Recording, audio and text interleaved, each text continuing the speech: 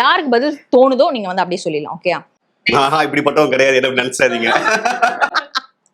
Okay. Action சீனா romance சீனா எது fun? Action. Action ஃபன்னா? ஆமா. யோசிக்காம சொல்லிட்டீங்க. ஓகே, மண்டே மார்னிங்க்கு ஒரு 3 எமோஜி இருக்கு உங்களுடைய ஃபேஸ்ல அப்படின்னா எது கொடுப்பீங்க? ஸ்லீப்பிங் சொல்லி பண்றது அது. அதுக்கப்புறம் இந்த ஒரு எமோஜி இருக்கு. ஓகே, உங்களோட லைஃப்ல ஐ மீன் உங்க லைஃப் ஸ்டோரியவே வந்துட்டு ஒரு டைட்டில் கொடுக்கணும் அப்படின்னா என்ன டைட்டில் கொடுப்பீங்க? தியாகி. தியாகியா? எப்படி சார்? எனக்கு தோன்றதுன்னு நான் சொல்றேன். நீங்க என்ன எதிர்பார்த்தீங்க? தெய்வத்தின் குரல் அந்த மாதிரிதான் எதிர்பார்த்திருக்கேன். வேணாம் சார், நான் முடிச்சு. இல்ல, கல்யாணம் ஆயிருக்கு, குழந்தை எல்லாம் இருக்கு. தியாகின்றது அந்த இதெல்லாம் பண்ண எல்லாருக்குமே பொருந்தும். Nice sir, super.